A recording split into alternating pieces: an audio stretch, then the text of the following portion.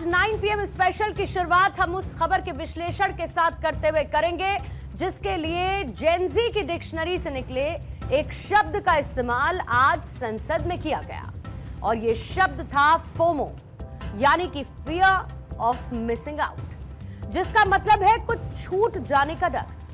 संसद में जिस तरीके से विपक्ष की पॉलिटिक्स दिखी, जिस तरीके से लोकसभा स्पीकर को लेकर नो कॉन्फिडेंस मोशन विपक्ष की तरफ से लाया गया था, जो ध्वनि मत से गिर भी गया, उसको लेकर ही इस फोमो शब्द का इस्तेमाल आज हुआ।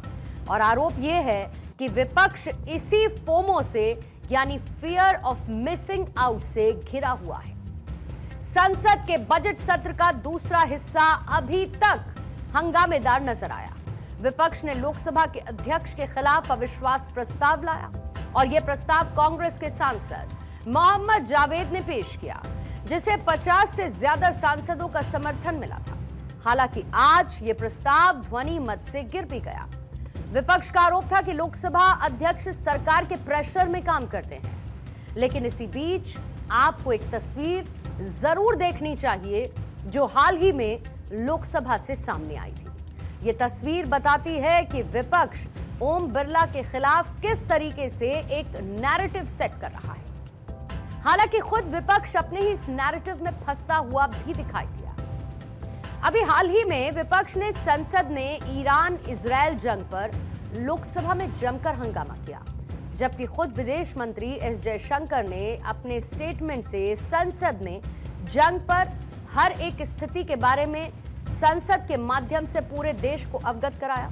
ऐसे में विपक्ष पर यह भी आरोप लगे कि ओम बिरला के खिलाफ अपने ही कमजोर प्रस्ताव से बचने के लिए उसने ये जबरदस्ती का हंगामा किया था, सदन की कार्यवाही को स्थगित कराया गया। आरोप यह भी लगा कि आखिर क्यों विपक्ष अपने ही प्रस्ताव पर चर्चा से दूर भाग रहा था, डर रहा था। ऑपोजिशन अपनी अलग ही तरीके की राजनीति इस वक्त सदन में कर रहा है और दूसरी तरफ सत्ता पक्ष और बीजेपी के सांसद लोकसभा स्पीकर के पक्ष में मजबूती के साथ खड़े दिखाई दिए। सदन में अविश्वास प्रस्ताव पर हुई चर्चा में यह दिखाई भी दिया। जिस तरीके से प्रधानमंत्री से लेके जिस ढंग से सरकार ने ओम बिरला का सपोर्ट किया, उसने एक बार फिर ओम बिरला का राजनीतिक क्षेत्रों में ग्राफ बढ़ाया है।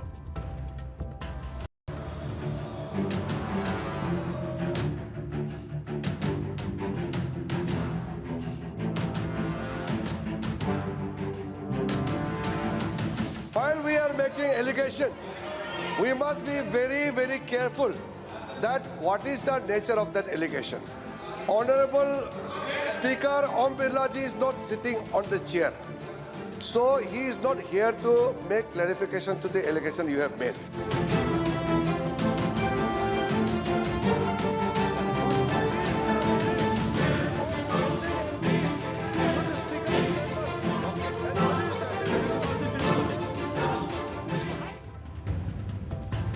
लोकसभा स्पीकर ओम बिरला किस तरीके के व्यक्तित्व वाले नेता हैं, ये इससे समझा जा सकता है कि ओम बिरला लोकसभा स्पीकर की कुर्सी पर तब से नहीं बैठे हैं जब से विपक्ष उनके खिलाफ अविश्वास प्रस्ताव का नोटिस विपक्ष ने दिया था और इसे स्वीकार किया गया था।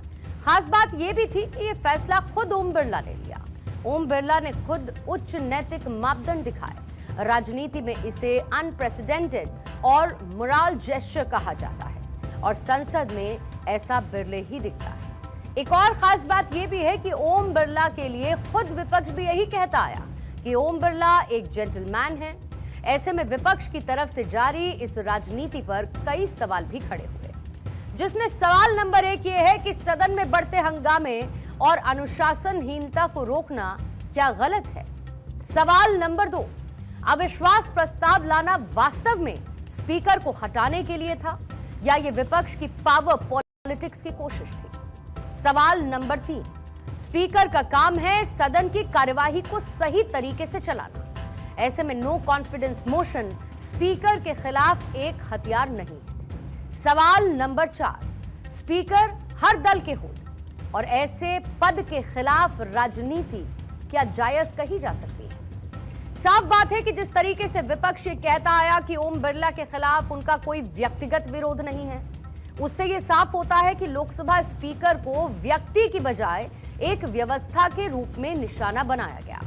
हालांकि सत्ता पक्ष की तरफ से यह क्लियर था कि ओम बिरला के खिलाफ वो कुछ भी सुनने के लिए तैयार नहीं है।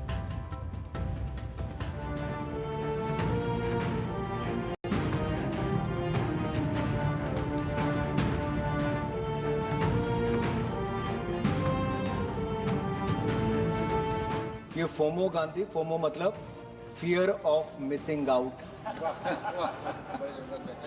इनको डर लगता है कि मैं हेडलाइन से हट ना जाऊं। ओम बिरला जी के विषय में बताते हैं प्रधानमंत्री जी कि अहंकारी और उत्पाती छात्रों को ठीक करना ओम बिरला जी को आता है। और ये अहंकारी उत्पाती छात्र कौन है? एक बड़े घराने से आने वाले छात्र ने खुद तो पिटीशन पे साइन नहीं किया। वो कहते हैं उन्हें प्रिंसिपल नापसंद है क्योंकि प्रिंसिपल स्कूल में पढ़ाई चाहता है। ये कहते हैं प्रिंसिपल कर्तव्य के प्रति ईमानदार है क्योंकि प्रिंसिपल को अनुशासन पसंद है। प्रिंसिपल रूल बुक के हिसाब से स्कूल को चलाना चाहता है। आप में से किसी को अगर प्रिंसिपल पसंद नहीं तो आप स्कूल बदल सकते हैं क्योंकि प्रिंसिपल तो ओम बिरला जी ही रहने वाले हैं।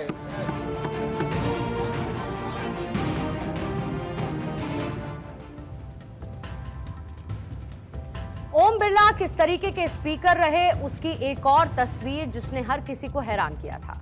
जैसा कि आज गृह मंत्री अमित शाह ने कहा कि स्पीकर सभी दलों के होते हैं। 19 दिसंबर 2025 को संसद के शीतकालीन सत्र के समापन के मौके पर लोकसभा स्पीकर ओम बिरला ने एक टी पार्टी का आयोजन किया था।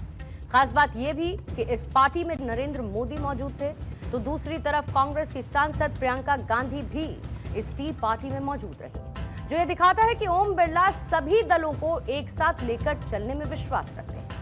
ओम बिरला एक सख्त टीचर की तरह सदन को चलाते आए, जो सदन में अनुशासन के पैरोकार भी हैं, जिसका नतीजा देश ने कई बार देखा और शीतकालीन सत्र में भी इसका रिजल्ट डिस्टिंक्शन वाला रहा था। शीतकालीन सत्र में जहां पर लोकसभा की प्रोडक्टिविटी 111% रही, जिसे असाधारण एक्स्ट्रा ऑर्डिनरी प्रदर्शन माना जाता है। लोकसभा में शीतकालीन सत्र में 15 बैठकें हुई और विकसित भारत जैसे विषयों पर चर्चा हुई।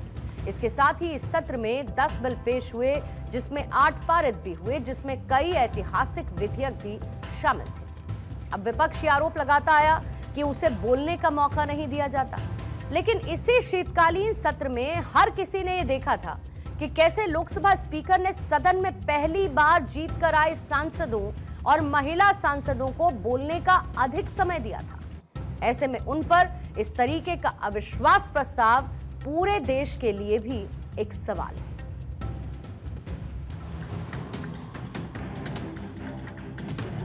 कौन बोलेगा वो तय कौन करेगा? स्पीकर करेंगे क्या? नहीं, वो तय आपको करना है, विपक्ष के नेता ने करना है। मगर बोलने का मौका आता है तब जर्मनी होते हैं, इंग्लैंड होते हैं।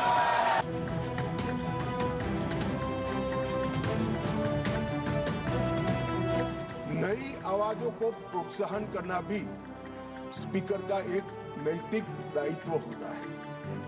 19 में रिकॉर्ड 78 महिलाएं संसद में चुनकर आई। 78 की 78 महिला सांसदों को बोलने का अधिकार हमारे स्पीकर साहब ने दिया।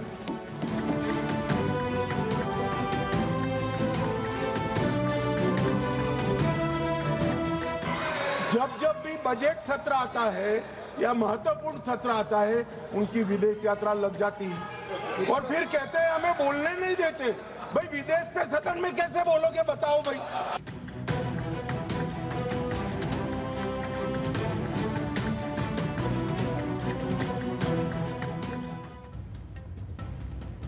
ओम बिरला, जो कि अपनी शांत कार्यशैली और सभी पक्षों को साथ लेकर चलने के लिए जाने जाते हैं, उन्होंने कठिन और शोर शराबे वाले सत्रों में भी सदन की गरिमा को अपनी उस मुस्कान के साथ बनाए रखा। अब यह तय देश की जनता को करना है कि क्या इस तरीके के नो कॉन्फिडेंस मोशन जो ध्वनि मत से गिर भी गया, उसके बाद उसके क्या वाकई ओम बिरला हकदार थे।